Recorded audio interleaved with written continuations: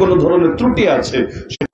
তো ঈমানেরও সংশোধন লাগে, আমলেরও সংশোধন লাগে। কারণ কখনো ফিতনা ঢোকে আমলে, কখন ফিতনা ঢোকে খোদ ঈমানে। আমলের ফিতনা দুর্বল, ঈমানের ফিতনা তার চাইতে আরো বেশি ভয়ানক।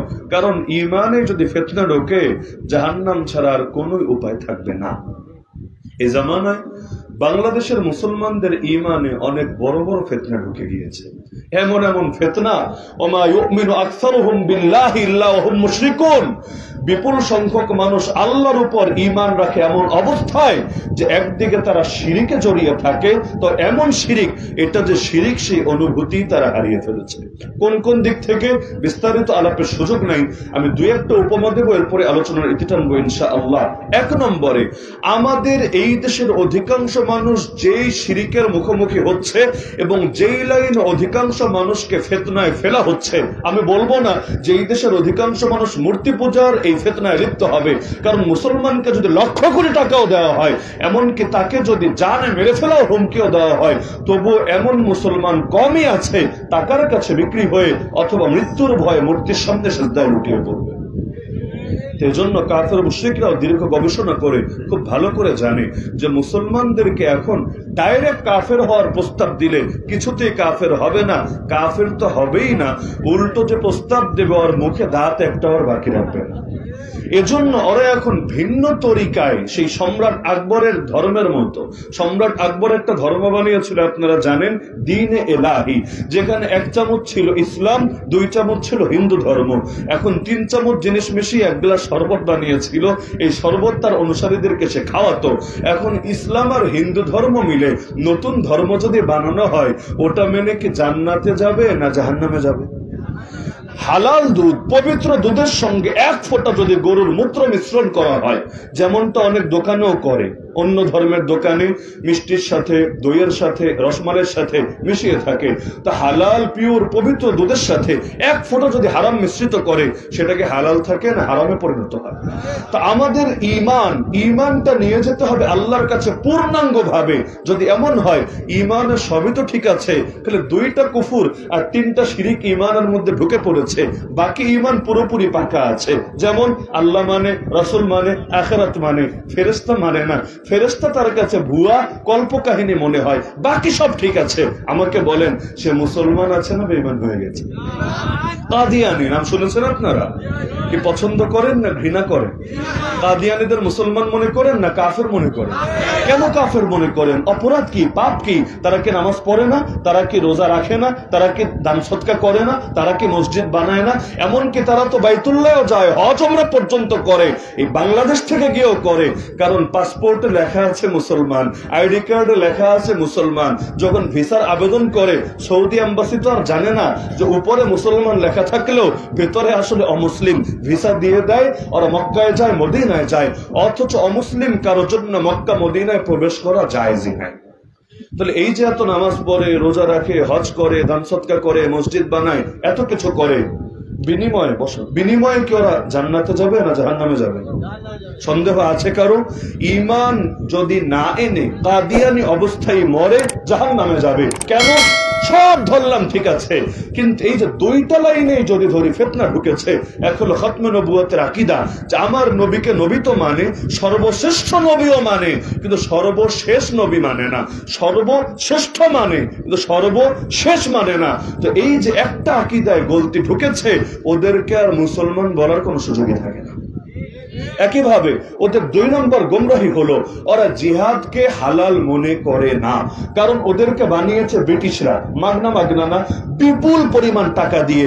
আর ব্রিটিশ কেন হুজুরদের পেছনে টাকা ব্যয় করবে? ওদেরকেও দেখতে তো হুজুরই লাগে। গোলাম আহমদ কাদিয়ানের মাথায় ইয়া বড় পাগড়ি ছিল, মুখের মধ্যে লম্বা লম্বা দাড়ি ছিল, গায়ের মধ্যে সুন্নতি জামাও ছিল। তাহলে এই মোল্লার পেছনে পয়সা কেন ব্যয় করবে ব্রিটিশরা, যেখানে প্রতিদিন ওরা ডজন ডজন মোল্লারে শহীদ করে দিত, কাউকে কামানের সামনে রেখে কামানের গোলার সাথে উড়িয়ে দিত, কাউকে গাছের সঙ্গে ঝুলিয়ে ঝুলিয়ে ফাঁসি দিত, কাউকে আগুনে পুড়িয়ে জানে মেরে ফেলতো, সেখানে এদের পেছনে কোন যুক্তিতে কোন দুঃখে অর্থ ব্যয় করত? কারণ ওদের পলিসি ছিল এটা, ডিভাইড অ্যান্ড রুল। মুসলমানকে যত ভাগ করবা তত তোমাদের শাসনটা মজবুত থাকবে। তো মুসলমানকে রাজনীতি দিয়ে সবসময় ভাগ করা যায় না, কারণ রাজনৈতিক দল যার যাই থাকুক না কেন, কিছু বিষয়ে মুসলমান একসঙ্গে গর্জে ওঠে। এই দেশে যখন কিছু পাপিষ্ঠ আল্লাহ নবীকে গালি দেয়, তখন আপনার রাজনৈতিক দলে যা হোক, আপনি নিজের দলের দিকে তাকান না, নেতা কমান দিল কি দিল না এটা পর্যন্ত দেখেন না, তখন নিজের জানের মায়া ভুলে পর্যন্ত মানুষ ওই গালিবাজদেরকে জাহান্নামের চৌরাস্তা দেখাতে ভুল করে না। কারণ এগুলো হলো আবেগের প্রশ্ন, যেখানে যুক্তিও খুব বেশি কাজ করে না। আল্লাহ রসুল সাল্লাল্লাহু আলাইহি ওয়াসাল্লামের জামানা থেকে চলে আসছে এই সিলসিলা। আজও আপনি কিতাব খুললে ঘটনা পাবেন। আল্লাহ নবীর জামানায় এক সাহাবী ছিলেন অন্ধ। অন্ধ মানে চোখে খুব ভালো দেখতেন, তাই না? নাকি চোখে দেখতেন না? চোখে দেখতেন না। তো অন্ধ যারা হয় তারা কিন্তু নিজের সব কাজ নিজে করতে পারে না, স্বাভাবিক তাকে অন্যের উপর নির্ভর করতে হয়। তো সেই অন্ধ সাহাবীর একজন দাসী ছিল, সেই দাসী তার সব খেদমত আঞ্জাম দিত এবং তিনিও তাকে বেশ মহাব্বত করতেন। কারণ স্বাভাবিক, অন্ধের লাঠি যেহেতু সে, তাকে মহাব্বত করবে না তো কারে মহাব্বত করবে? তো দাসীটার প্রতি তিনি অত্যন্ত দুর্বল ছিলেন। আল্লাহ দাসীটাকে যোগ্যতা দিয়েছিল। কি যোগ্যতা? অনেক ভালো কবিতা লিখতে পারতো, কবিতা বলতে পারতো। তো যোগ্যতা পেয়ে যোগ্যতা ভালো কাজে না লাগিয়ে শয়তানি কাজে লাগালো। সে এখন কবিতা বলে বলে আল্লাহ নবীকে কটূক্তি করতে লাগলো, ক্রিটিসাইজ করতে লাগলো। আল্লাহ সুযোগ সবাইকে দেন না, যোগ্যতা সবাইকে দেন না। বড় কপাল পোড়া তারা যারা যোগ্যতা পাওয়ার পর যোগ্যতা ভালো কাজে লাগায় না, উল্টো ভালো কাজে তো লাগাই না, মন্দ কাজ করতে আর কমতি করে না। যেমন মনে করেন ক্ষমতা, আল্লাহ ক্ষমতা সবাইকে দেন না। যালিকা ফাদলুল্লাহ ইউতিহি মান ইয়াশা, এটা আল্লাহর অনুগ্রহ, আল্লাহ যাকে চান দান করেন। তুতিল মুলকা মান তাশা ওয়া তানজিউল মুলকা মিম্মান তাশা। হে আল্লাহ, আসল রাজাধিরাজ আপনি, আপনি যাকে চান ক্ষমতা দেন, যার থেকে চান ক্ষমতা ছিনিয়ে নেন। কত বড় কপাল পোড়া তারা যারা ক্ষমতা পাওয়ার পর ক্ষমতা দিয়ে আল্লাহ সন্তুষ্টি হাসিল তো করতে পারেই না, উল্টো ক্ষমতা পেয়ে এমন শয়তানি, এমন ভণ্ডামি, এমন নষ্টামি, এমন জুলুম আর নিপীড়ন করে যে আল্লাহর আযাব আর গজবে দুনিয়ার মধ্যেই ভুগতে থাকে। আখিরাত তো আখিরাতে, আখিরাতেরটা বাদই দেন। দুনিয়ায় ন্যূনতম ইজ্জত, জানের চাইতেও বেশি দামি হলো ইজ্জত। মানুষের জান চলে গেল, ইজ্জত থাকলে তার কাছে আলাদা একটা তৃপ্তি থাকে। কিন্তু যদি এমন হয় বেইজ্জতি নিয়ে পথে পথে ঘোরা লাগে, এর চাইতে বড় লাঞ্ছনা কি হতে পারে? আরে কি হবে এত পয়সা দিয়ে, কি হবে এত বিল্ডিং দিয়ে? যদি এবারে এমন সস্তা বিষয় পরিণত হয় যে মানুষ দেখলেই তারে থুথু মারে, ডিম মারে, খালি তাই না, মেরে মেরে জিনিস পর্যন্ত ফাটিয়ে ফেলে, তাহলে এইরকম যদি হালত হয়, এর চাইতে বড় আফসোসের বিষয় কি হয় যে নামটা পর্যন্ত নিলে মানুষের মুখ থেকে থুথু বেরিয়ে আসে। তো আল্লাহ তাকে যোগ্যতা দিয়েছিলেন, কাব্য প্রতিভা, কবিতা লেখার যোগ্যতা। কিন্তু আল্লাহর বান্দি এই কবিতার যোগ্যতাকে কাজে লাগিয়ে নবীর সামনে বেয়াদবি শুরু করলো। সেই অন্ধ সাহাবী জানতে পারলেন, সাবধান করে দিলেন, শোন খবরদার, আল্লাহ তোকে যোগ্যতা দিয়েছে ভালো কথা, কিন্তু নবীর শানে গুস্তাখি করিস না। আর তোর যদি এতই কটূক্তি করতে মনে চায় আমাকে নিয়ে কর, আমি কিচ্ছু বলবো না, কিন্তু আল্লাহর নবীকে নিয়ে যদি করিস আমি কিন্তু তোরে ছেড়ে দেব না। সে ভেবেছে বুড়া সাহাবী কি আর বলবে। আর নারী তো জানে যে পুরুষ তার প্রেমে আসলে কতটুকু আসক্ত আছে। যখন দেখে আরে পুরুষ তো তার প্রতি আসলে দুর্বল, ভেবেছে কি আর করবে, একটু বকা দেবে অথবা একটু ধমক টমক দেবে বা একটু মারবেই, এর চাইতে আর বেশি কি হবে। কিন্তু নবীরে কবিতা দিয়ে দিয়ে যদি সে গালিগালাজ করে, অনেক কাফের মুশরিকরা তার উপর রাজি হয়ে যাবে, তাদের নেক নজর সে পাবে। এই বাংলাদেশের বুকেও এমন অনেক নাস্তিক বেঈমান আছে যেগুলো আল্লাহ নবীকে গালিগালাজ করে বিভিন্ন কাফের দেশের নেক নজর পাওয়ার জন্য। ওদের মূল ধান্ধাই হলো যে মুসলমান ওদের একটু হুমকি ধমকি দেখ, ওদের প্রতি কখনো একটু সামান্য আক্রমণ হোক, এগুলো দেখিয়ে কাফের রাষ্ট্রকে বুঝাবে আমরা এই দেশে নিরাপদ না, এখানে গণতান্ত্রিক অধিকার পাই না, বাক স্বাধীনতা পাই না, আমরা অ্যাসাইলাম চাই, তোমাদের দেশে আমরা থাকতে চাই, আমাদেরকে নিরাপত্তার ব্যবস্থা করো। তারা চিন্তা করে আরে বেচারা মাজলুম, এখানে থাকলে তো মেরেই ফেলবে, এই টেরোরিস্টরা, মৌলবাদীরা ওরা শেষ করে দেবে, ঠিক আছে ওর জন্য আমরা একটা ব্যবস্থা করে দেই। তখন তখন বলে ঠিক আছে বাবাজি চলে আসো, 5টা বছর কষ্ট করে থাকো, এরপর তোমাকে গ্রিন কার্ড দেবো। আর ওদের কাছে গ্রিন কার্ড জান্নাতের টিকিটের চাইতেও বেশি না। তো বহুত আছে যেগুলো শুধুমাত্র এই দুনিয়ার ধান্দার জন্য এই কাজগুলো করে। আপনাদের মনে নাই বাংলাদেশের এক মহিলা ট্রাম্পের কাছে গিয়ে বিচার দিয়েছিল এই দেশের মুসলমানদের বিপক্ষে?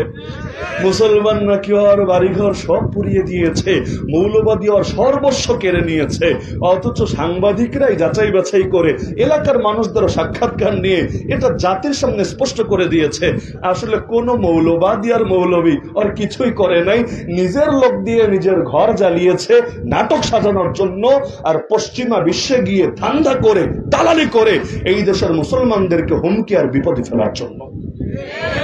এখনো দেখেন না, রাতভর আমরা তাদের খেদমত আঞ্জাম দেব, আমরা তাদেরকে নিরাপত্তা দেব, আমাদের ইবাদত বন্দেগী পড়ালেখা বাদ দিয়ে আমরা গিয়ে তাদের উপাসনালয়গুলোকে রক্ষা করব, আর দিনের বেলা গিয়ে তারা শাহবাগ শরীফে আমাদের বিরুদ্ধে মিছিল করবে।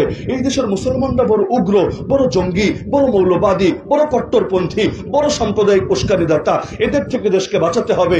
এখন কার দৃষ্টি আকর্ষণ করে এটা তো বোঝাই যায়। দাদারা, ও দাদারা জলদি আসো, সেভ মি, আমাদেরকে আমাদের হেফাজত করো, ইত্যাদি ইত্যাদি দৃষ্টি আকর্ষণ করতে থাকে। ভাবটা এমন, এই দেশের হুজুরদের কারণে, মুসলমানদের কারণে বড় কষ্ট আছে, অথচ সেই দাদা বাবুরা যখন পানি দিয়ে ওদেরকে ভাসিয়ে দেয়, কারণ পানি যখন ছাড়ে খালি মুসলমান মরে না, পানি যখন ছাড়ে শুধু মুসলমান কষ্ট পায় না, তখন যে ওরা লক্ষ লক্ষ মানুষ বিপদে পড়ে, খালি ওরা বিপদে পড়ে না, ওদের মন্দির ভেসে যায়, ওদের মূর্তিগুলো পর্যন্ত পানির সাথে হারিয়ে যায়, তখন আর শাহবাগে দাদাদের বিরুদ্ধে কোনো মিছিল আসে না। কষ্ট পাচ্ছেন নাকি আপনারা?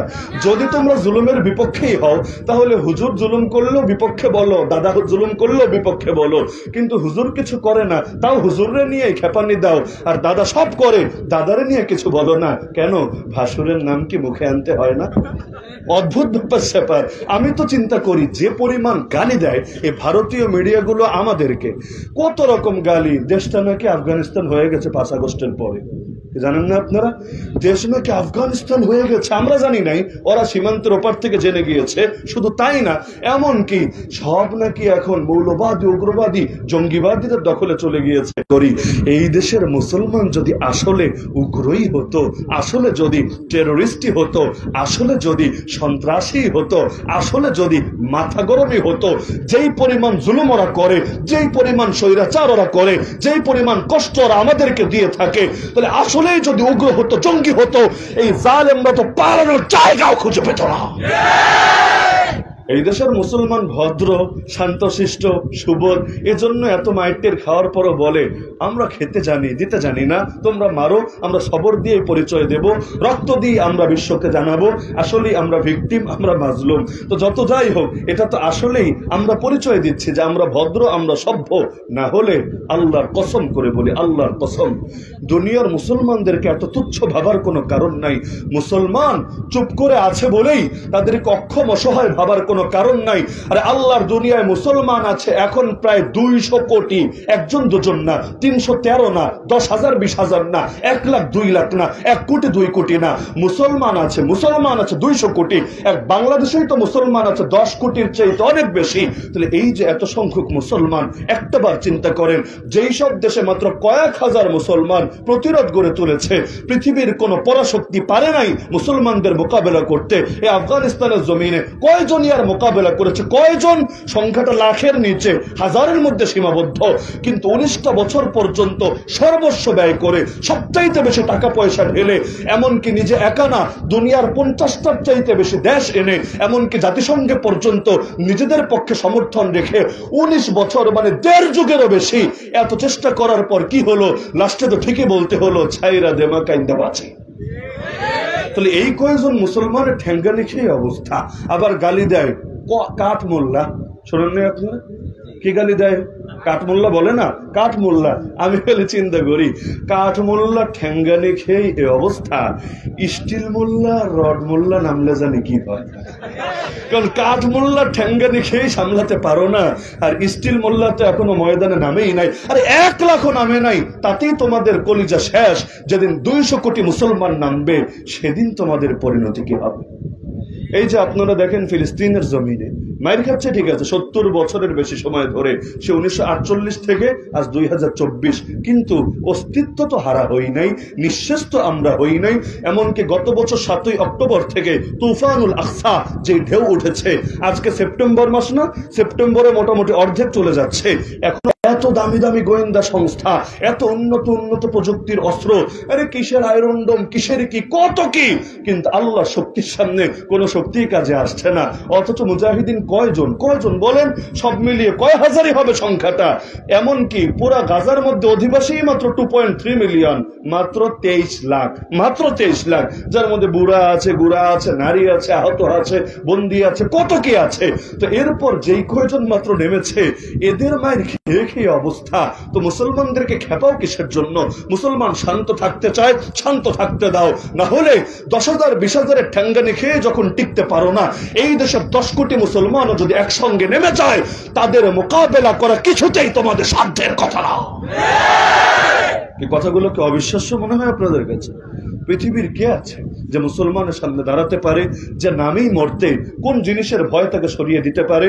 আরে পৃথিবীতে ভাবে গুলি করলে তো ময়দান খালি হবেই, যেমন বৃষ্টি পড়লে আপনাদের মাহফিলও যায় খালি হয়ে, কিন্তু আবু সাইদরা যখন বুক পেতে দেয় বুলেটের সামনে, এটাই কিন্তু ওদের জন্য নৈতিক পরাজয়ের কারণ হয়ে যায়। কারণ যে নিজের বুকে বুলেট বরণ করে নেয়, পৃথিবীর কোন অস্ত্রের ভয় দেখিয়ে তাদেরকে বাড়িতে ফেরাবে? আর একজনকে দেখে যখন 1000 জন জাগতে থাকে, পৃথিবীর কোন শক্তি তাদেরকে ঘরে ফিরাতে পারে? তাও তো খালি হাত বলে বুক নয় তো পেতে দিয়েছে। কিন্তু সবসময় সবাই যে বুক পেতে দেবে বিষয়টা কিন্তু এমন না, কারণ তারা হয়তো ভদ্রতা দেখিয়েছে এবং এটা কল্পনাও করে নাই যে এই পরিমাণ অসভ্য আচরণ করবে খালি ময়দান, সেখানে হুদাই তারে অযথা মারবে, হয়তো কল্পনাও ছিল না। না হলে বাস্তবতা হলো দুনিয়ায় মুসলমান 200 কোটি, ইসরায়েল ইহুদি মাত্র 1 কোটি।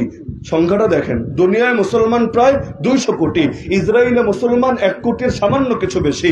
যদি খালি বাস নিয়েও ময়দানে নামে, অনেক এলাকায় টেরা যুদ্ধ হয় বাংলাদেশে, নরসিংদী, ব্রাহ্মণবাড়িয়া, ফরিদপুরের কিছু এলাকা, সিলেটেও কোথাও কোথাও হয় কিনা আমার জানা নাই। টেরা যুদ্ধ বুঝেন না, ও যেগুলো দিয়ে মাছ টাছ ধরে আর কি। এই টেরা নিয়েও যদি ছুটতে থাকে মুসলমান 200 কোটি একসাথে ইসরায়েলের দিকে, ইসরায়েলের ইহুদিবাদীদের কি অবস্থা হবে একটাবার কল্পনা করেন। তাহলে বলছিলাম, মুসলমান তাদের হালতটা এমন যে তারা দিনের জন্য সব ছাড়তে পারে, কোনো কিছুর জন্য দিন ছাড়তে পারে না। দাসীকে বলে দিল, গালি দিলে আমাকে দে, কিচ্ছু বলবো না। তো নবীকে নিয়ে গালি দিলে ছেড়ে দেব না, সে ভাবতে পারে নাই আসলে কি করবে, গালিগালাজ ঠিকই অব্যাহত রাখলো। সেই সাহাবী ভাবলেন, তোকে এবার। একদিন রাতে বাড়িতে ফিরলেন, দাসী তখন সুন্দর মতো ঘুমাচ্ছে। তিনি গেলেন, গিয়ে অন্ধকারে হাতরে হাতরে ছড়ি একটা হাতে নিলেন, দাসীর কাছে গিয়ে বসলেন, আল্লাহর নাম নিয়ে কাজ যা করার করে ফেললেন, সব রক্তে ভেসে গেল, সেখানে রাত কাটিয়ে দিলেন। সকালে নবী বিচার বসালেন, কিরে মদিনার মধ্যে খুন হয়েছে, নিহত হয়েছে, হত্যাকাণ্ড ঘটেছে, কে করেছে তাকে খুঁজে বের করতে হবে, বিচার করতে হবে। সেই সাহাবীও মজলিসে এসে বসলেন, পেছন থেকে হাত তুলে বললেন, ইয়া রাসূলুল্লাহ, আমি। কি? এদিকে আসো তুমি। সামনে চলে গেলেন, যাওয়ার পর বললেন, ইয়া রাসূলুল্লাহ, সব দোষ মাথা পেতে নিচ্ছি, এই দাসীটা আপনাকে গালি দিত, আমি সহ্য করতে পারি নাই, আমি তাকে দুনিয়া থেকে বিদায় করেছি, কেউ আমাকে উস্কেও দেয় নাই, ইন্ধনও দেয় নাই, এর জন্য দ্বিতীয় কেউ দায়ী না। এখন আপনি যদি আমাকে মৃত্যুদণ্ড দেন, আমি হাসি মুখে মৃত্যুদণ্ড বরণ করে নিতে প্রস্তুত আছি, আলহামদুলিল্লাহ। তো তিনি নিজেই নিজেকে ঠেলে দিলেন যে আমাকে দিয়ে দেন মৃত্যুদণ্ড, কোনো আপত্তি নাই, কিন্তু আমি জিন্দা থাকতে আপনাকে গালি দেবে, এটা সবার মতো সবরও আমার ভেতরে নাই। আল্লাহ রসুল তিনি ধরেই নিয়েছেন। আল্লাহ রসুল বলবেন, নিয়ে যা, নিয়ে মৃত্যুদণ্ড দিয়ে দে। আর নবীর জামানার মৃত্যুদণ্ড এই জামানার মতো না। এখন তো মৃত্যুদণ্ড দেয় কিভাবে? দড়ি দিয়ে ঝুলিয়ে, ফাঁসি দিয়ে। নবীর জামানায় দেওয়া হতো কিভাবে? শিরচ্ছেদ করে, মানে মাথাকে দেহ থেকে আলাদা করে। তাহলে এটার চাইতে ওটা দেখতেও কিন্তু ভয়াবহ, যদিও কষ্ট ফাঁসির মধ্যে বেশি। দেখতে ওটা ভয়াবহ, তবে কষ্ট ফাঁসির মধ্যে বেশি। তাহলে আল্লাহ রসুলের সামনে তিনিও রেডি। নবী এখন আর আমাকে রাখবেন না, কাউকে বলবেন তরবারি দিয়ে মাথা দেহ থেকে আলাদা করে দাও। কিন্তু আল্লাহ নবী বললেন, হ্যাঁ আমার সাহাবী, তুমি যা বলছো সেটা সত্য হলে তোমাকে মারা তো দূরের কথা, লা ইয়ানতাতিহু ফিহা আনাজান, এ ব্যাপারে মানুষ তো মানুষ, দুইটা ছাগলও গুতাগুতি করবে না। মানে আল্লাহ নবীর দুশমনকে কেউ তার সাজা বুঝিয়ে দিলে তাকে কিছুতেই মৃত্যুদণ্ডে দণ্ডিত করা হবে না। তাহলে কি বুঝলেন এখান থেকে? যে সব ব্যাপারে আপোষ চলে না, আল্লাহ এবং তার রাসূল আপোষের ঊর্ধ্বে। এখানে মুসলমান কখনোই নরম এবং নমনীয় হয় না। তাহলে যে প্রসঙ্গে বলছিলাম যে এই জামানার মধ্যে এখন মুসলমানদের ঈমানকে হুমকিতে ফেলছে কিভাবে? কিছু তো করছে কাঁচা ভাবে। কাঁচা ভাবে মানে ডাইরেক্ট নবীরে গালি দিচ্ছে, ডাইরেক্ট ইসলামের বিরুদ্ধে হুমকি ধমকি দিচ্ছে। এগুলো হলো মাথা মোটা। ওরাও জানে এভাবে কোনোদিনও ওরা সফল হতে পারবে না, বরঞ্চ এগুলো যত করবে ততই মুসলমান আরো বেশি খেপবে। আমি আমার একটা পর্যবেক্ষণ বলি, আপনাদের কাছে পর্যবেক্ষণ ভিন্নও থাকতে পারে।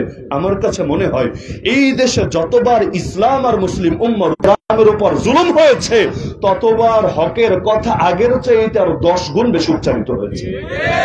আর যখন পরিস্থিতি শান্ত থেকেছে, তখন বিভিন্ন কাজ এবং বিভিন্ন আলোচনার ভিড়ের মধ্যে অনেক কথাগুলো একটু ঢাকা পড়ে থেকেছে, কিন্তু যতবার মেরেছে মেরে মেরে দমাতে পারে নাই।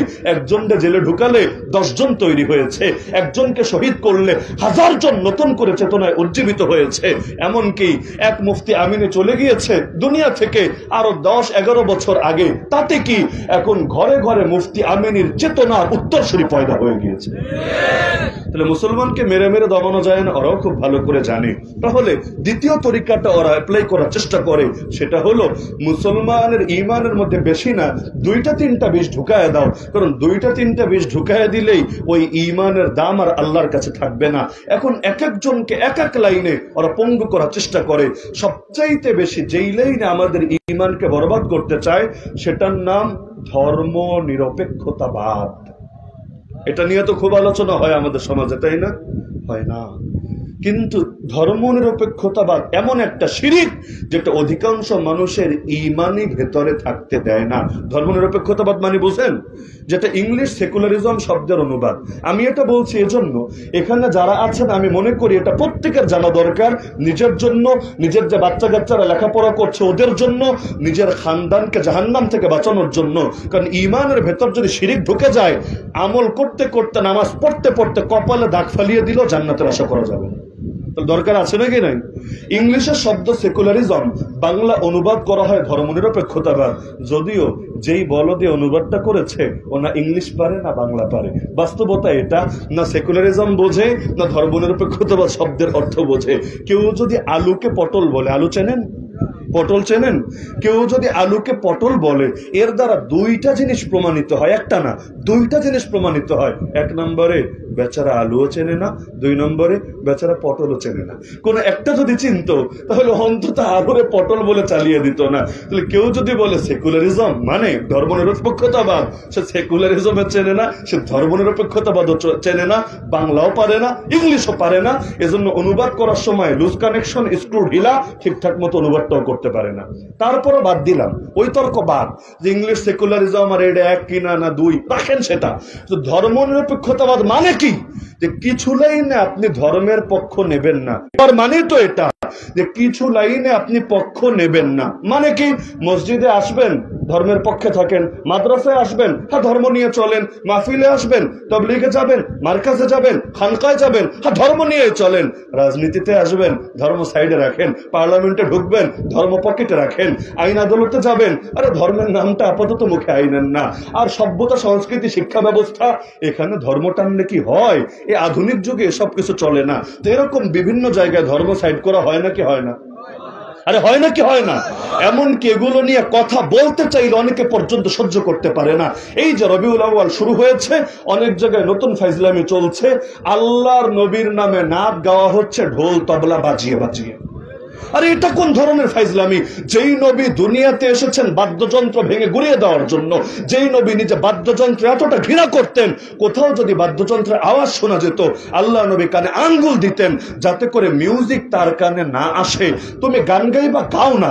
কেউ যদি পাপ করে, পাপকে পাপ মনে করে, একদিন না একদিন তওবা নসিবে জোটে। কিন্তু কেউ যদি পাপকেই উত্তম কাজ মনে করে, এরকম বেদাতি সাধারণত তওবা নসিবে জোটে না।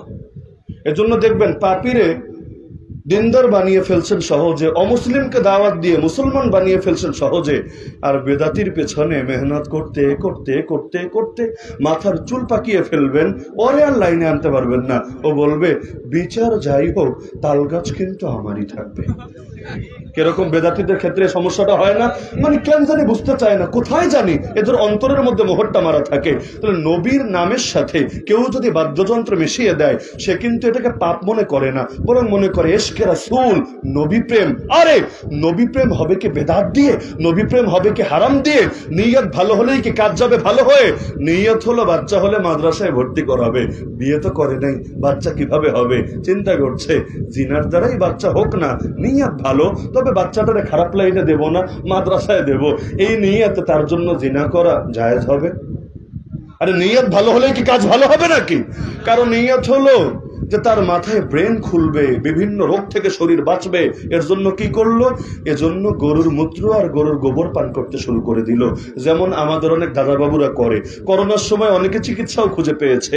দুনিয়ার কোনো ট্যাবলেটে কাজ না হলেও গরুর গোবর থেকে যে রেসিপি বানানো হবে, এটা দিয়ে নাকি করোনা পর্যন্ত সেরে যাবে। যেন তেন লোক না, রাজ্যের মন্ত্রী পর্যায়ের লোকরা পর্যন্ত এই টাইপের মন্তব্য করেছে। তাহলে অনিয়ত মনে করেন ভালো, করোনা সারাবে, যদিও কোনো বৈজ্ঞানিক ডাক্তাররা বলে নাই, কেউ কিছু বলে নাই। এই নিয়তে হলুদ হলুদ জিনিসগুলো নিয়ে গ্লাসে ইচ্ছা মতো পান করতে শুরু করলো। তাহলে ওর নিয়তের কারণে ওর এই আকামটা কি জায়েজ হয়ে গেল? নিয়ত ভালো হলে হয় না, তরিকাও ভালো হওয়া লাগে। নিয়ত ভালো হলে হয় না, তরিকাও ভালো হওয়া লাগে। আমি যেটা নিয়ে ভারত অনেক সময় আমাদেরকে পচায়, কোন ছেলে যদি কোনো হিন্দু মেয়ের সাথে রিলেশন করে, খুব ভালো করে বুঝেন, কোন মুসলিম ছেলে যদি কোনো হিন্দু মেয়ের সাথে রিলেশন করে এই নিয়তে কালেমা পরিবারে মুসলমান বানাবে, নবীর একজন উম্মত বাড়লো, আল্লাহর একজন বান্দি বাড়লো, পরবর্তীতে এখান থেকে যুগের হাসান বসরি হয়তো তৈরি হবে, আল্লাহর কসম। পরবর্তীতে কি হবে না হবে পরের বিষয়, তো যতদিন পর্যন্ত রিলেশন করবে সে জিনার গুনাহ তার আমলনামায় লেখা হবে। চোখের জিনা, কানের জিনা, দিলের জিনা, রিলেশনের জিনা। কারণ তুমি পরে কালেমা পড়াবা কি পড়াবা না এটা বিষয় না, কিন্তু পরে কি করবা এই নিয়তে। শরীয়ত তোমার জন্য হারামকে হালাল করে দেয় না। নবী যা হারাম করেছেন হারামই থাকবে, নবী যা হালাল করেছেন হালালই থাকবে। আল্লাহ রাসূল পতিতালয়কে হালাল করেছেন না হারাম? হালাল করেছেন না হারাম? এখন কোন সরকার এলো আর কোন সরকার গেল, পার্লামেন্টে বসে কে পতিতালয়ের পক্ষে আইন বানালো, এরপর দেশের বিভিন্ন জায়গায় পতিতালয়গুলোকে লাইসেন্স দিয়ে দিল। এখন চাইলেও জনতা এটার বিপক্ষে যেতে পারে না। এমনকি আপনি পতিতালয়ের বিপক্ষে বললে পুলিশ এসে আপনাকে ধরবে, বলবে আইন সংশোধন করো। তো যতদিন আইন থাকবে ততদিন পর্যন্ত পতিতালয়ের কোনো ক্ষতি করতে পারবা না। বলে নাকি বলে না? আরে বলে না কি বলে না? আরে পাগল, তোর কাছে তোর সরকারের আইনের দাম আছে, আমার কাছে আল্লাহ এবং তার রাসূলের আইনের দাম এর চাইতে কোটি গুণ বেশি আছে। তুই উপরের আদেশের দোহাই দিচ্ছিস, আরে আসল উপর ওয়ালা যিনি, তার আদেশের উপরে কোনো আদেশ যে চলতে পারে না, এতটুকু কমন সেন্স কি তোর ভেতরে কাজ করে না? আল্লাহ রসুল যা হারাম করেছেন তা হারাম।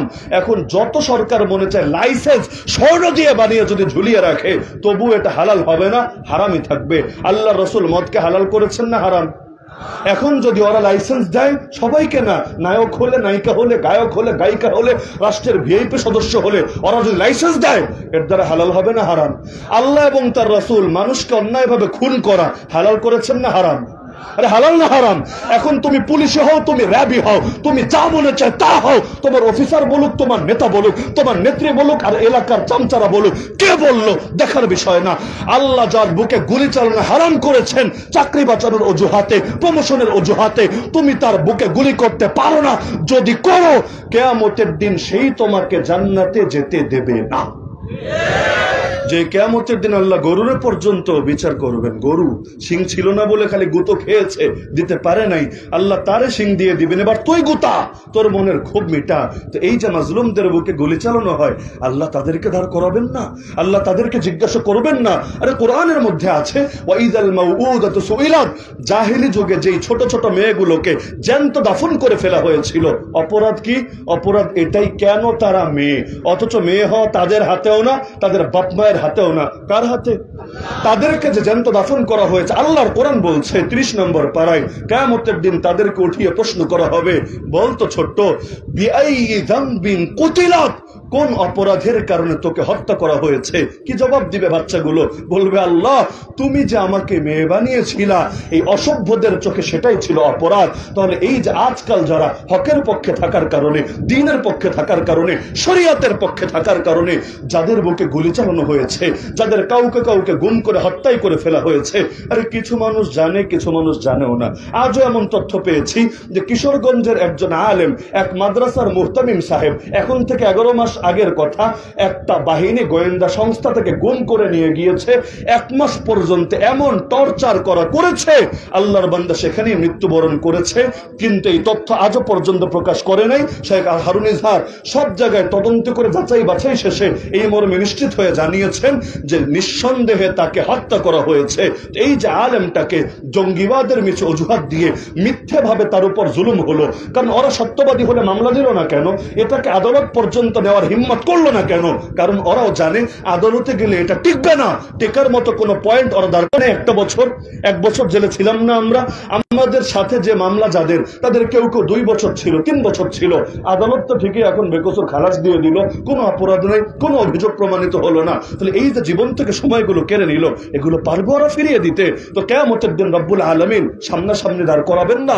সেদিনকে আল্লাহ জিজ্ঞাসা করবেন না? সেদিন তো এই মাজলুমরে জবাবই দিবে, এই শহীদরা এই কথাই বলবে, আল্লাহ তোমার দ্বীনের সৈনিক ছিলাম, তোমার দ্বীন রক্ষায় ময়দানে নেমেছিলাম, এই জন্যই জালেমরা আমার বুকে গুলি চালিয়েছে, এই জন্যই ওরা আমাকে বাঁচতে দেয় নাই, আমার জানি কেড়ে নিয়েছে। সেদিন কি উপায় হবে এই সমস্ত ধান্দাবাজ আর ক্ষমতাশালীদের? কোন জবাব আছে? কোন জবাব দেওয়া সম্ভব হবে কিয়ামতের ময়দানে? তাহলে দুনিয়া, আরে দুনিয়া তো দুনিয়া, দুনিয়ার জীবন তো কোনো জীবনই না। দুনিয়ায় বিপদে পড়লে নেতা পালালেও কর্মীরা সাথে নিয়ে যেতে পারে না।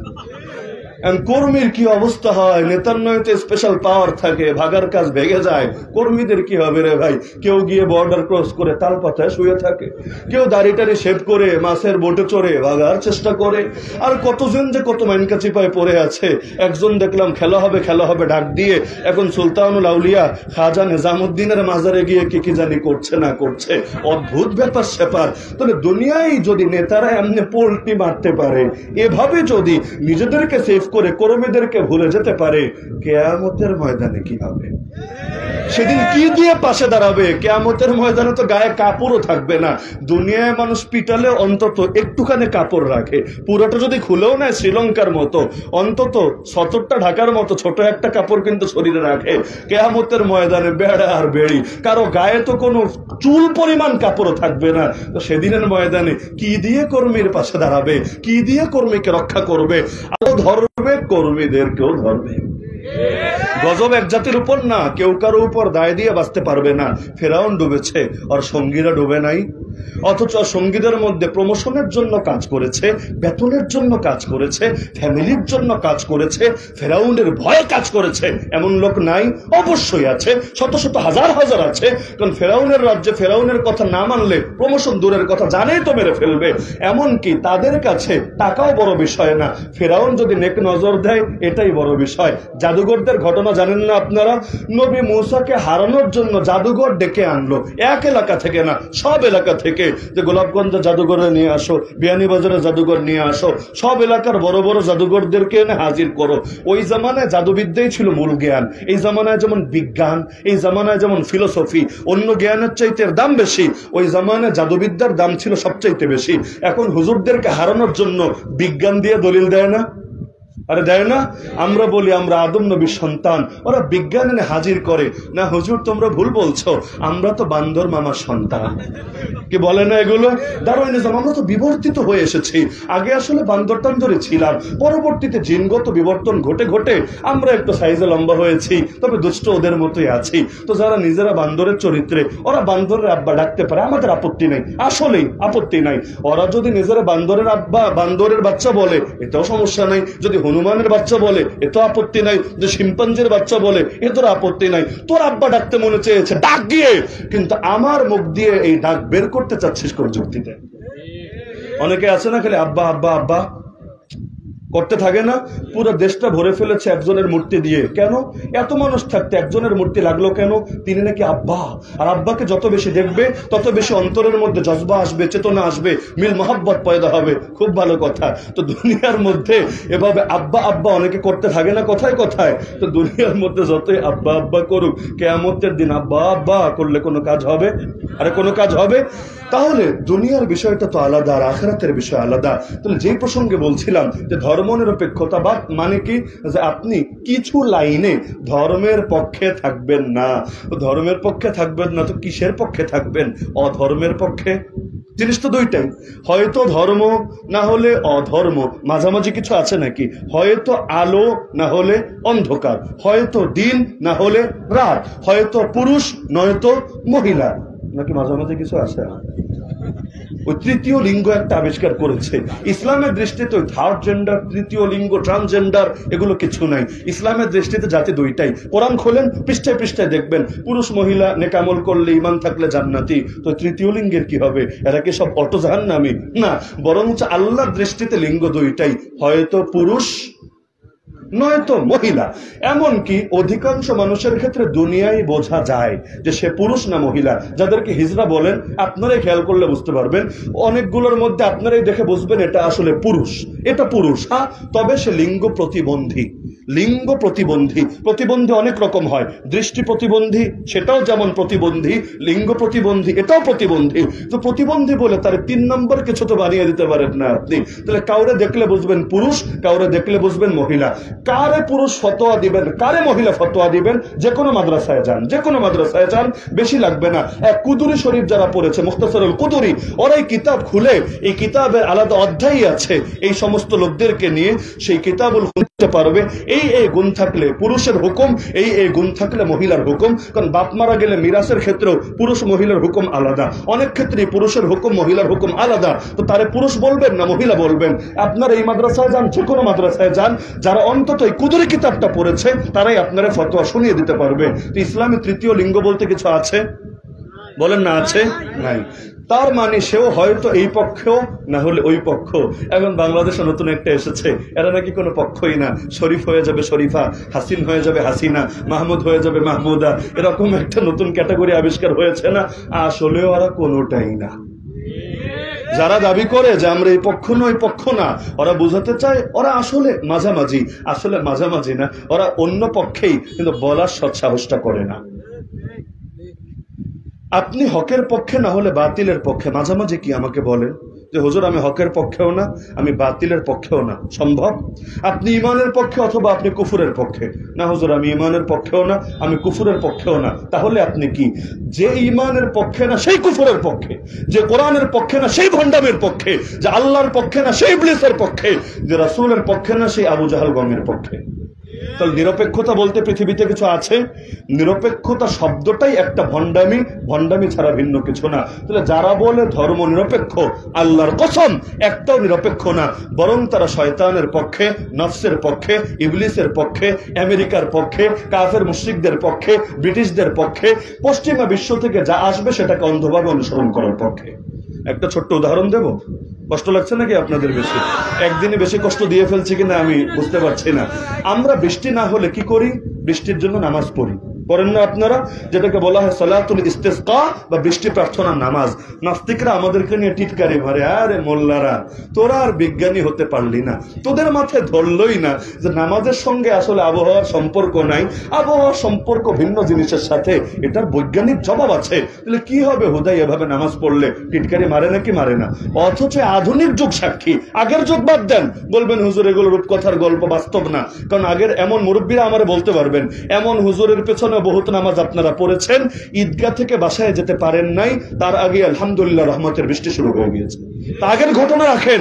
এই আধুনিক ইউটিউবের যুগে এমন বহু ডকুমেন্ট আপনারা পাবেন যে নামাজ পড়তে দেরি, আলহামদুলিল্লাহ সুম্মা আলহামদুলিল্লাহ, রহমতের বৃষ্টি শুরু হতে দেরি না। কিন্তু এগুলোকে ওরা বলে কাকতালীয় ঘটনা, মানে ঝড়ে বক মরেছে, ফকিরের কেরামতি বেড়েছে, আসলে নামাজের সম্পর্ক এতে থাকে না। মজার বিষয় হলো, বুঝলাম নামাজ পড়লে বৃষ্টি হয় না, এটা অবৈজ্ঞানিক কথা আমরা যেটা বলি যে নামাজের দ্বারা বৃষ্টি হবে, কিন্তু কবরের উপর অথবা বেদির উপর অথবা নির্দিষ্ট লাঠি বা খাম্বার সামনে গিয়ে ফুল দিলে কবরের মধ্যে সুখ হবে, শান্তি হবে, এটা কোন দেশের বিজ্ঞান বলেছে? আগে বলেছে কষ্ট দিব, কিছু করার নেই কষ্ট পেলে। কয় কেজি ফুল দিলে কবরে কয়দিন সুখ থাকবে আমাকে বুঝান।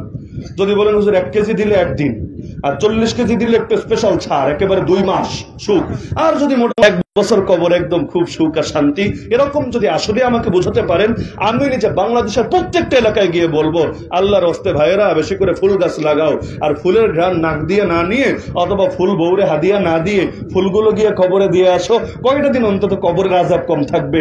এরকম কোন বিজ্ঞান বা কোন ফতোয়া আপনাদের কাছে আছে? যদি না থাকে এটা করে কোন দুঃখে কেউ মারা গেলে তার স্মরণে 1 মিনিট সোজা হয়ে দাঁড়িয়ে থাকে, জানেন না আপনারা? কেউ মারা গেলে 1 মিনিট দাঁড়িয়ে নীরবতা পালন করে। আচ্ছা 1 মিনিট না 1 ঘন্টা নীরবতা পালন করব, কিন্তু নীরবতা পালন করলে মুনকার নাকির প্রশ্ন উত্তর আর করবে না, কবরে ফেরেশতারা আর মুগুরের বাড়ি দিবে না। এরকম একটা বিজ্ঞান, সেটা মেড ইন চায়না হোক আর মেড ইন জাপান, যে কোনো দেশ থেকে একটা বিজ্ঞানের থিওরি এনে দেখাও না। যদি দেখাতে পারো আমরা 1 মিনিট না 1 ঘন্টা দাঁড়িয়ে থাকবো, কারণ মাইয়েতের স্মরণে এতটুকু স্যাক্রিফাইস করতেই পারি আমরা, কিন্তু এমন কোন বিজ্ঞান দেখানো সম্ভব? আচ্ছা এগুলো বাদই দেন, পহেলা বৈশাখ আসলে বাংলাদেশে মঙ্গল শোভাযাত্রা হয়, আপনারা জানেন না মনে হয়? মঙ্গল শোভাযাত্রা মানে মঙ্গল প্রার্থনার জন্য ওরা একটা শোভাযাত্রা করে, হাতের মধ্যে হুতুম পেঁচা থাকে, আরো কি কি জানি অদ্ভুত অদ্ভুত মূর্তি টুর্তি থাকে, সবগুলো আমি চিনিও না, তবে এইটা আমি বুঝি, দেখলে ভয় লাগে। রাত 3টার সময় যদি কেউ ঘর থেকে বের হয়, বিদ্যুৎ নাই বাংলাদেশে, এখন নাকি বিদ্যুৎ বেশি থাকে না আর কি, তো এখন রাত 3টার সময় গরমে অসহ্য হয়ে ঘর থেকে বের হয়, আর ওই টাইপের কোনো একটা সামনে দেখতে পায়, আল্লাহর বান্দার হয়তো আর ঘরে ফিরে যাওয়া হবে না, ভয় স্ট্রোক করবে, অন্তত প্যান্টটা তো অবশ্যই ভিজাবে। তাহলে এই যে জিনিসগুলো নিয়ে তারা বের হয়, এসে বলে এসো হে বৈশাখ এসো এসো, কি বলে না? ভাবটা এমন, যদি এভাবে রিসিভ করতে না আসে রাগ করে এই বছর বৈশাখ মনে আর আসবে না। মানে মাহফিলে বক্তা রিসিভ করতে না গেলে অনেক সময় কষ্ট পায়, হায় রে আমি আসলাম আমার কেউ রিসিভ করতে আসলো না, কষ্ট করে আমারে খুঁজে বের করতে হলো, যা তোর এলাকার মাহফিলে আসবো না। তো বৈশাখ মামা যদি রাগ করে যে এই বছর বাংলাদেশে চৈত্র এসেছে, ঠিক হয় জ্যৈষ্ঠ আসবে, আসুক, এটা তার ব্যাপার, কিন্তু আমি বৈশাখে এই বছর বাংলাদেশে আসবো না, কারণ ওরা আমার রিসিভ করতে আসে নাই। এমন কোন বিজ্ঞান আপনাদের জানা আছে? যদি জানা না থাকে তাহলে এই রোদের মধ্যে সামনেও পুলিশ 1000, পিছনে পুলিশ 2000, মাঝখানে ওরা 10 জন, কারণ জানে ওদের পক্ষে বাংলাদেশের লোক নাই। এখন 10 জন 20 জন মিলে আর পুলিশ দিয়ে সংখ্যাটা বাড়িয়ে ছবি একটা তোলে। আমরা 10 লাখ নিয়ে মাহফিল করলেও পত্রিকায় আসবে না, আর ওরা 10 জন মিলে হুতুম পেঁচা নিয়ে বের হলে এটা পত্রিকায় আসবে। আর আমাদের আলেম ওলামা দিন দরদি জনতা বন্যার মধ্যে কোটি কোটি টাকা ব্যয় করলে এটা পত্রিকায় আসবে না। আর ওরা 10টা টাকা দিয়ে আর ফটোশুট করে একটু এডিট করে কুত্তারে পানির উপরে ধার করিয়ে রাখলে এটা পর্যন্ত ঠিকই পত্রিকায় আসবে। আর আমরা জান কোরবান করে দিলেও পত্রিকা আমাদের নাম মুখে আনবে না। তাহলে এই যে মনে করেন কাজগুলো ওরা করে, এগুলো কি বৈজ্ঞানিক না অবৈজ্ঞানিক? এরকম হাজারটা দলিল আমি দিতে পারবো যে আমলগুলো ওরা নিয়মিত করে। আবার অনেক সময় বিপদ হলেই মোমবাতি জ্বালাইয়া সবাই মিলে একসাথে মোমবাতি উঁচিয়ে ধরে, 1 লাখ লোক 10,000 লোক একসাথে মোমবাতি জ্বালিয়ে রাখে। এভাবে যদি করা হয় আমি এতে নিশ্চিত যে এতে মোমবাতির ব্যবসার আসলে অনেক লাভ হবে। এখন যদি তারা মোমবাতি ব্যবসায়ীদের জন্য কাজ হিসাবে করে, মানবতার টান, যে মোমবাতি এখন তো অনেকে লাগায় না, আইপিএস আছে, আধুনিক লাইট আছে, আবার জেনারেটর আছে, মোমবাতিরও তো ব্যবসা হয় না। তো এজন্য যদি করে যে একদিন একটু ব্যবসা হোক, তাহলে আলহামদুলিল্লাহ করে না, এটা নাকি চেতনার প্রকাশ। বা আমরা নামাজ পড়লেও তোরা বিজ্ঞান খুঁজে পাস না, কিন্তু এই যে এভাবে 10 মিনিট 20 মিনিট মোমবাতি নিয়ে দাঁড়িয়ে থাকো, এতে কি হয়, কার কি ফায়দাটা হয় এসে বুঝাও আমাকে। এমনকি এই যে সালাম বরকত রফিক জব্বারের নামে আজও পর্যন্ত যে কাজগুলো করে, একদিনে কোটি টাকার ফুল দিবে, পরের দিন ঝাড়ু দিয়ে সব ডাস্টবিনে ফেলবে। কেন? তাদের যে আত্মীয় স্বজন দুনিয়াতে ছিল, ওরা খেয়ে আছে নাকি না খেয়ে আছে, ওরা কি উচ্চ চাকরি করছে নাকি অর্থের অভাবে রিক্সা চালিয়ে নিজের জীবিকা পূরণ করতে হচ্ছে, এই খবরগুলো এই দেশে কে রাখে? কত দল আসে আর যায়, কিন্তু দাবি তো ছিল 2টা। 1 নম্বরে মাইয়েতের জন্য পারলে ইসারে সওয়াব করো, পারলে টাকা দিয়ে গরিবরা খাওয়াও, দান করো, এবং তাদের নামে মসজিদ বানাও, মাদ্রাসা বানাও, দ্বীনি প্রতিষ্ঠান বানাও, কোরআন তেলাওয়াতের ইন্তজাম করো, এগুলো যুক্তিতে ধরতো। আর তাদের যে আত্মীয় স্বজন বেঁচে আছে ওদেরকে খুঁজে খুঁজে বের করো। আম্মাজান আয়েশা আম্মাজান খাদিজা রাদিয়াল্লাহু আনহার মৃত্যুর পরও আল্লাহ রাসূল সাল্লাল্লাহু আলাইহি ওয়াসাল্লাম খুঁজে খুঁজে তার সাথে যাদের ভালো মহব্বতের সম্পর্ক ছিল নিয়মিত তাদের উপহার উপঢৌকন পাঠাতেন। তো আল্লাহ নবী তো আমাদেরকে আদর্শ শিখিয়েছেন যে মাইয়াতের স্বজনদের খোঁজ রাখতে হয়। একদিন এমন হলো যে এক ঘরের মধ্যে এক সাহাবী শহীদ হলো। আল্লাহ রাসূল বলে দিলেন, তোমরা সেই ঘরে খাবার পাঠাও, আমার জাফরের ঘরে খাবার পাঠাও। কেন? কারণ তারা এখন পেরেশানিতে আছে, শোকার্ত অবস্থায় আছে। আল্লাহ নবী তো শিখিয়েছেন এটা, এভাবে চেতনা করে। ওরা তো সবগুলোর উল্টে ছেড়ে দিয়েছে। এগুলো হচ্ছে নাকি হচ্ছে না?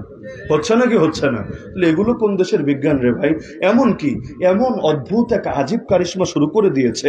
আচ্ছা, আপনাদের ধর্মে, আপনাদের নজরে ইসলাম ছাড়া আর কোনো ধর্ম হক হতে পারে? ইসলাম ছাড়া অন্য কোনো ধর্ম মেনে কেউ কোনোদিন জান্নাতে যেতে পারে? এই কথায় কেউ যদি ন্যূনতম সন্দেহ রাখে, সে ঈমানদার থাকবে? আমাদের কাছে ধর্ম বহুত হতে পারে, কিন্তু আল্লাহর দৃষ্টিতে ধর্ম কয়টা? কোরআন মাজিদ 3 নম্বর সূরা, সূরা আলে ইমরান, আয়াত নম্বর 19। বাসায় গিয়ে দেখে নিয়েন। ইন্নাদ দীনা ইনদাল্লাহিল ইসলাম, নিশ্চয়ই আল্লাহর নিকট একমাত্র গ্রহণযোগ্য দ্বীনের নাম হলো ইসলাম। কত বড় আফসোসের কথা! আজকাল ইসলামের ব্যাপারেও এতটা উদার আমরা হয়ে গিয়েছি। দেখা যায় কোন অনুষ্ঠান শুরু হবে, একজন এসে কোরআন পড়বে, একজন এসে অন্য ধর্মগ্রন্থ পড়বে, আর একজন এসে অন্য ধর্মগ্রন্থ পড়বে, আর একজন এসে অন্য ধর্মগ্রন্থ পড়বে। কেন? তোমার ভেতরে কি সন্দেহ আছে যে কোনটা কবুল হবে? আন্তধর্মীয় প্রার্থনাও হয়েছে বাংলাদেশে। আন্তধর্মীয় প্রার্থনা বুঝেন? একজন হুজুর, একজন হিন্দু পুরোহিত, একজন খ্রিস্টান পাদ্রী, একজন বৌদ্ধদের নেতা, আর একজন অন্য ধর্মের লোক, সবাই মিলে মোনাজাত ধরেছে। ভাবটা এমন, একজন ডাকছে আল্লাহ আল্লাহ, একজন ডাকছে ভগবান ভগবান, একজন ঈশ্বর ঈশ্বর, আর একজন আরেকটা যা ডাকে আর কি, সবাই মিলে ডাকবে। মানে বল আসছে, ব্যাট মারার চেষ্টা করছে, যারটা লাগে আর কি, একটা না একটা ছক্কা তো হবে। এগুলো কি আজীব তামাশা রে ভাই? এমন কি ধর্ম যে আল্লাহর কাছে একটাই গ্রহণযোগ্য, এই কথাটাকে পর্যন্ত এই যুগে বলা হয় সাম্প্রদায়িক উস্কানি। স্বর্গে যাবে অথবা নরকে যাবে। শোনেন না এই কথা? শোনেন না এই কথা? তো স্বর্গ নরক কয়টা? জান্নাত আর জাহান্নাম কয়টা? আগে বল। আল্লাহ জান্নাতে দিবেন ঈমানদারদেরকে, জাহান্নামে দিবেন কাফেরদেরকে, বাস ক্লিয়ার কথা। তুই যদি বলিস না আরো স্বর্গ আছে, আরো নরক আছে, মানে কি বুঝিস? মানে হলো আল্লাহ যারে জাহান্নামে ফেলতে চায়, আর এক দেবতা এসে বলবে, আরে ও তো আমার লোক, আমি ওকে আমার স্বর্গে নিয়ে যাব। এখন সে এসে বলবে জাহান্নামে দেওয়া যাবে না, আমি তাকে আমার স্বর্গে ফেলবো। আর আল্লাহ আমাদেরকে জান্নাতে দিতে চান, ওই দেবতা বলবে, আরে ওরা তো আমার প্রতি ঈমান আনে নাই, ওরা তো কাফের আমার নজরে, আমি ওদেরকে নরকে ফেলবো। অবস্থা কি হবে রে ভাই? একই মানুষ নিয়ে দুই দিকে টানা হেঁচড়া শুরু হবে না? একজন বলবে আমি নিব, একজন বলবে আমি নেব। ভাইয়ের অদ্ভুত ব্যাপার। লাস্টে মারপিট শুরু হওয়ার অবস্থা হবে না? কোরআন বলেছে এই যুক্তি, লাউ কানা ফীহিমা আলিহাতুন ইল্লাল্লাহ লাফাসাদাতা, আসমান জমিন এক আল্লাহ ছাড়া দ্বিতীয় কোনো গড, দ্বিতীয় কোনো প্রভু, দ্বিতীয় কোনো খোদা যদি থাকতো, না আসমান থাকতো না জমিন থাকতো, সব বরবাদ হয়ে যেত। এগুলো কি টাইপের কথা? প্রত্যেকে স্বধর্ম বিশ্বাস অনুসারে স্বর্গে যাবে অথবা নরকে যাবে। বাস্তবতা হলো এই কথাগুলো যারা বলে ওরা নিশ্চিত নরকে যাবে। বাকি মানুষ যেখানে যাক না যাক এটা পরের টেনশন, কিন্তু এই বাক্য যে বলবে ওরা নিশ্চিত জাহান্নামে যাবেই যাবে। যে প্রসঙ্গে বলছিলাম, ইসলামে নিরপেক্ষতার কোনো সুযোগ আছে? লা ইলাহা ইল্লাল্লাহ, সর্বদা আল্লাহর ইবাদত, আল্লাহর বিধানই মানতে হবে। মসজিদে আসলেও আল্লাহ, মাদ্রাসায় ঢুকলেও আল্লাহ, মাহফিলে গেলেও আল্লাহ, খানকায় গেলেও আল্লাহ, তাবলীগে গেলেও আল্লাহ, পার্লামেন্টে গেলেও আল্লাহ, আরে আইন আদালতের কাঠগড়ায় দাঁড়ালেও আল্লাহ, থানায় গেলেও আল্লাহ, কোর্টে গেলেও আল্লাহ, কোম্পানিতে গেলেও আল্লাহ, আরে শেয়ার বাজারে গেলেও আল্লাহ, ব্যাংকে গেলেও আল্লাহ, অর্থনৈতিক সেক্টরেও আল্লাহ, রাজনৈতিক সেক্টরেও আল্লাহ, জীবনের প্রতিটা ক্ষেত্রে আল্লাহ আল্লাহ আর আল্লাহ। এটাই তো লা ইলাহা ইল্লাল্লাহ। না হলে যদি বলে না এই ক্ষেত্রে আল্লাহ, ওই ক্ষেত্রে গায়রুল্লাহ, তাহলে তোর মুখে কালেমা মানায় না। কারণ লা ইলাহা ইল্লাল্লাহ মানি এক আল্লাহ ছাড়া কারো বিধানকে মানার উপযুক্ত মনে করি না। তাহলে ধর্মনিরপেক্ষতাবাদ আবার ইসলামের মধ্যে সমর্থন হয় কিভাবে? হ্যাঁ, আমাদের বড় বড় অনেক নেতা নেত্রীরাও দলিল দিত, লাকুম দীনুকুম ওয়ালিয়া দীন। কি শোনেন নাই আপনারা? অনেকে বলবে হুজুর এখন আপনার মুখে খই ফুটেছে, এখন খণ্ডন করছেন। না, আল্লাহর কসম এখন না, আরো 5-7 বছর আগ থেকে, যেদিন থেকে তার জবানে শুনেছি পবিত্র আয়াত, ওদিন থেকেই খণ্ডন শুরু করেছি। যেদিন দাঁড়িয়ে একজন শিয়াশিত্তার দলিলও দিয়েছে যে শিয়াশিত্তা পড়ে ফেলেছে সে। শিয়াশিত্তা কি কি? বুখারী, মুসলিম, আবু দাউদ বলতে বলতে মিশকাতের নামও আছে। যদি এটা শিয়াশিত্তা হইল কবে আল্লাহ ভালো জানে। তাহলে এই যে এই ডায়লগগুলো যখন মেরেছে তখনও প্রতিবাদ করেছি, বিনিময়ে বহু জায়গায় মাহফিল বন্ধ হয়েছে। লেগেছে, বিনিময়ে বহুত গুন্ডা পান্ডার হুমকি খাওয়া লেগেছে, বিনিময়ে জীবন হাতে নিয়েও নিয়মিত বিভিন্ন প্রেসারের মধ্যে ঘোরা লেগেছে। তাতে কি? আল্লাহ সাক্ষী, রেজিম চেঞ্জের সঙ্গে আমাদের সুর চেঞ্জ হয় নাই এবং হওয়ার প্রয়োজনও নাই। কারণ আগেও কথা বলতাম, যেই সুরে এখনো বলি একই সুরে, আর যেই আলেম সরকার পরিবর্তনের সঙ্গে সুর চেঞ্জ করে, সে আলেমকে ভণ্ড ছাড়া ভিন্ন কিছু বলা জায়েজ মনে করি না আমার নজরে।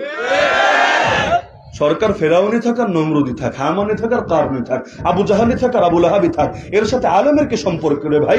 আল্লাহ নবী মক্কায় ছিলেন তখন হক বলেছেন, মদিনায় গিয়েছেন তখন হক বলেছেন, মাইর খেয়েছেন তখনও যা বলেছেন, যখন জিহাদ করে কাফেরের কোমর ভেঙে দিয়েছেন তখন একই কথা বলেছেন। তা আমরা ইসলাম শিখবো আল্লাহ এবং তার রাসূলের থেকে, কাফের মুশরিকদের থেকে, সিনেমা থেকে, মিডিয়া থেকে, পত্র পত্রিকা থেকে, শায়েখ গুগল, শায়েখ ইউটিউব থেকে আমাদের ইসলাম শেখা লাগবে না।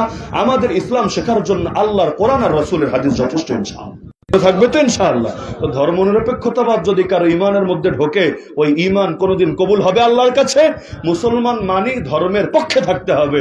এখন গালি দিবে ধর্মান্ধ বলে, ধর্মান্ধ গালি দেয় মানে ধর্মের জন্য অন্ধ। অবশ্যই অন্ধ, আল্লাহর কসম আমরা অন্ধ। কারণ আল্লাহর কাছে সব ইমান কবুল না। কোন ইমান কবুল জানেন? আল্লাযীনা ইউমিনুনা বিল গায়ব, যারা অদৃশ্যে ইমান রাখে, যা দেখে নাই তাও মানে। কারো যদি মূলনীতি হয় যেটা বিজ্ঞানে ধরে, যেটা আমার ফিলোসফির সাথে মেলে, আমি শুধু সেটা মানে, আল্লাহর কসম তার ইমানদার বলে না, তার বেঈমান বলে।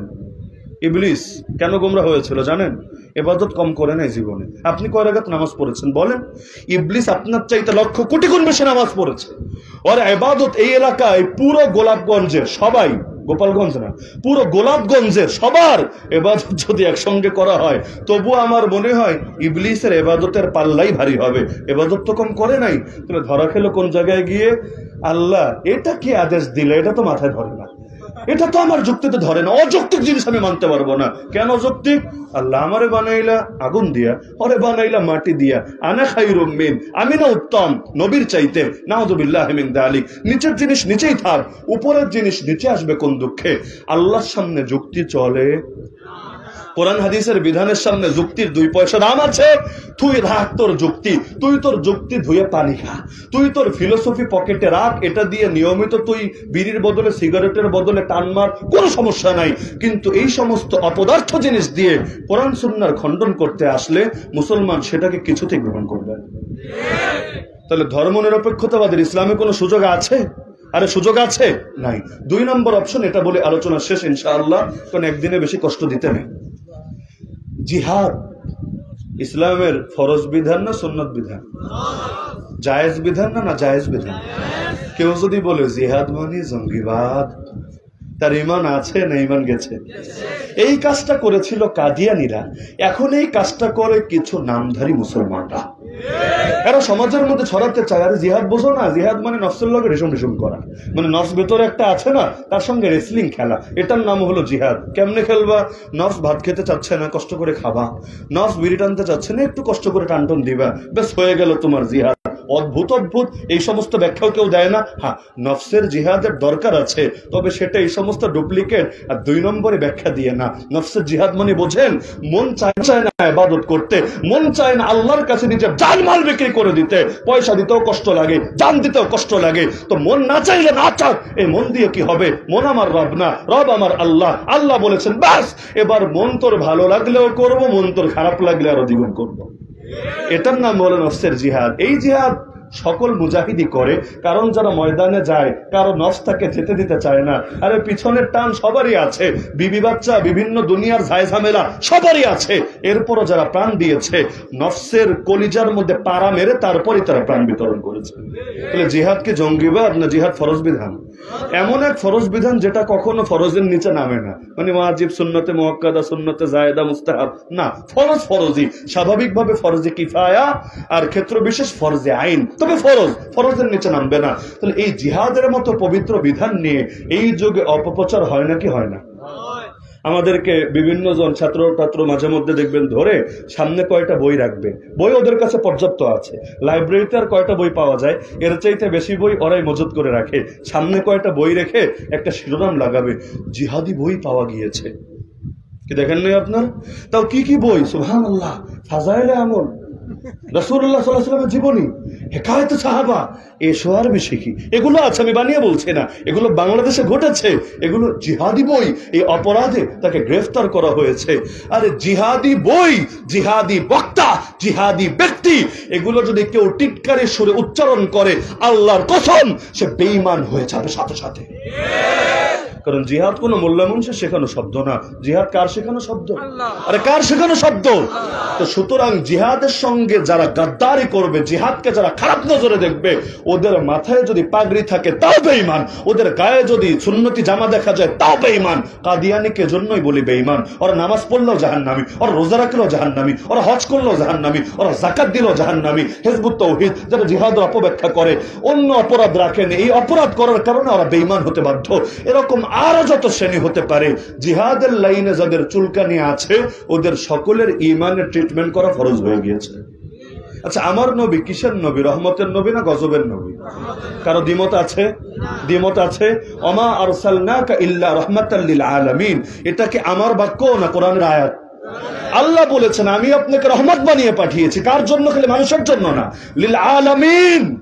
এই মহাবিশ্বে যত ধরনের মাখলুক আছে, আলামিন মানে হল আল্লাহ ছাড়া যা আছে সব। আলহামদুলিল্লাহ রাব্বিল আলামিন, সমস্ত মাখলুকাতই আলামিনের অন্তর্ভুক্ত। তাহলে আল্লাহ যেমন আলামিনের রব, আমার রাসূল আলামিনের জন্য রহমত। কথা বুঝেন? আল্লাহ যেমন আলামিনের জন্য রব, আমার রাসূল গোটা আলামিন কুল কায়নাতের জন্য রহমত। তো যেই রাসূলকে আল্লাহ ঘোষণা করলেন রহমতের রাসূল, সেই রাসূল জিহাদ করেছেন নাকি করেন নাই? যদি বলেন করেন নাই, আমার আর কোনো কথা বলার দরকার নাই। যদি বলেন করেছেন, এবার বুঝেন রহমতের নবী হয়ে জিহাদ কেমনে করলেন। তাও একটা দুইটা না, মাত্র 27টা। আমি আপনি তো চাইতে বেশি করে ফেলেছি, তাই না? একটা দুইটা না, মাত্র কয়টা? 27টা। নিজে আর 47টা ময়দানে বাহিনী পাঠিয়ে, তাও কয় বছরে? মাত্র 9.5 বছরে। 100 বছরে না, 9.5 বছরে 27 জিহাদ নিজে, আর 47টা ময়দানে বাহিনী পাঠিয়ে। হিসাবটা মিলিয়ে দেখেন তো, যে প্রত্যেক কয় মাসে একটা করে জিহাদ করা লেগেছে। এক অঙ্গ কাটলে সেই অঙ্গই কবে সেরেছে? কারণ আল্লাহ নবীর জিহাদের মধ্যে দাঁত ভেঙেছে, আল্লাহ নবীর গাল ফুটো হয়েছে সেই তার মাথার হেলমেটের আঘাতে, আল্লাহ নবীর গা থেকে রক্ত ঝরেছে, আল্লাহ নবীর আঙ্গুল রক্তাক্ত হয়েছে। হাল আনতি ইল্লা ইসবাউন দামিতি ওয়া ফি সাবিলিল্লাহি মা লাকিতি। এক আঘাত পেয়ে সে আঘাত ছাড়ার আগেই নতুন নতুন জিহাদের ডাক এসেছে। এই যে জিহাদগুলো করলেন, এটিকে রহমত ছিল না গজব ছিল? যদি বলেন গজব ছিল, আর কোনো কথা নাই। যদি বলেন রহমত ছিল, কথা আরো বলতে হবে। ডাকাতের হাতেও ছুরি থাকে, ডাক্তারের হাতেও ছুরি থাকে। ডাকাতের হাতের ছুরিকে কেউ রহমতের ছুরি বলে না, গজবের ছুরি বলে। ডাক্তারের হাতে ছুরিকে কেউ গজবের ছুরি বলে না, রহমতের ছুরি বলে। এজন্য ডাক্তার ছুরি দিয়ে কাটে, কেটে কেটে অস্ত্রোপচার করে, সার্জারি করে। এতগুলো মোটা মোটা বান্ডিল টাকা তাকে দিয়ে আসে, যত টাকা মসজিদেও দিবে না, মাদ্রাসাও দিবে না, আর 14 গোষ্ঠীরও দিবে না, কিন্তু ডাক্তারে দিয়ে আসে। আবার আসার সময় বলে থ্যাংক ইউ স্যার, আপনার মতো কাটাকাটি আর কেউ করতে পারে না, আগামীতেও কাটাকাটি লাগলে আপনার কাছেই নিয়ে আসবো ইনশাআল্লাহ। বলে না কে বলে না? অথচ ডাকাত কিছু করা লাগবে না, খালি যদি দেখায় সারা জীবন ওরে লানত দিবে। আর পোস্ট যদি কোন রকম একটা মারে, সারা জীবন ওরে বদদোয়া করতে থাকবে। তাহলে ছুরি তো দুটোই ছুরি, পার্থক্য কোথায়? ন্যূনতম কমন সেন্স থাকলে বুঝবে পার্থক্য যেখানে। তা আবু জাহলের হাতেও তরবারি, মুহাম্মদুর রাসূলুল্লাহ সবাই বলেন সাল্লাল্লাহু আলাইহি ওয়াসাল্লামের হাতেও তরবারি। তরবারি দুটোই তরবারি। আল্লাহর কসম, আবু জাহলের তরবারি সন্ত্রাসের তরবারি, মুহাম্মদুর রাসূলুল্লাহর তরবারি রহমতের তরবারি। তাহলে কোনটা জিহাদের কোনটা সন্ত্রাস বোঝা হয়ে গেছে না? বোঝা হয়ে গেছে না?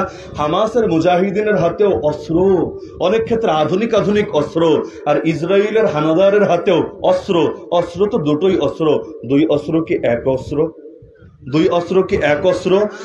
যেই অস্ত্র আছে ইসরায়েল হানাদারদের হাতে, সেটা হলো জঙ্গিবাদের অস্ত্র। আর যেই অস্ত্র আছে, জঙ্গিবাদ বলতে সন্ত্রাস বোঝায় আর কি, ওই অর্থে। আর যেই অস্ত্র আছে মুজাহিদিনের হাতে, সেটা হলো রহমতের অস্ত্র। একটা মজার বিষয় খেয়াল করেন, কিভাবে যে ধোকা খাই আমরা। আল্লাহ হেফাজত করুন, আল্লাহ হেফাজত করুন। জঙ্গিবাদ বলতে কি বোঝায় জানেন? ধর্মের নামে যে সন্ত্রাস হয় তার নাম জঙ্গিবাদ। কারণ ধর্মের মধ্যে মারামারি নেই, কাটাকাটি নেই, কিচ্ছু নাই। ধর্মে আছে খালি শান্তি আর শান্তি আর শান্তি, আর কিচ্ছু নাই। আবু জাহেলের জন্য শান্তি, ফেরাউনের জন্য শান্তি, নমরুদের জন্য শান্তি। অনেকে ব্যাখ্যা করে আর কি, জান্নাত শান্তি, জাহান্নামও শান্তি, শান্তি আর শান্তি। তো ধর্ম মানেই হলো শান্তি, কোনো অশান্তি নাই, কোনো মারামারি নেই, কাটাকাটি নেই, হানাহানি নাই। তো ধর্মের নামে যে সন্ত্রাস হয় সেটারে বলে জঙ্গিবাদ। শুনেছেন না আপনারা? শুনেছেন না এটা?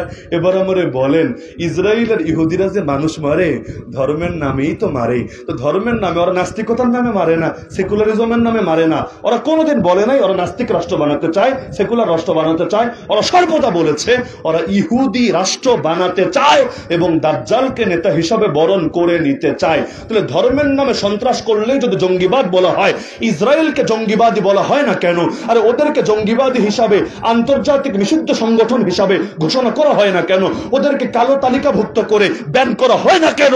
উপরন্তু আমেরিকা ওদের পাশেই গিয়ে বারবার দাঁড়ায় কেন? ভারতের মধ্যে বিজেপি এবং আরো যারা হিন্দুত্ববাদী রাজনীতি করে, ওরা যে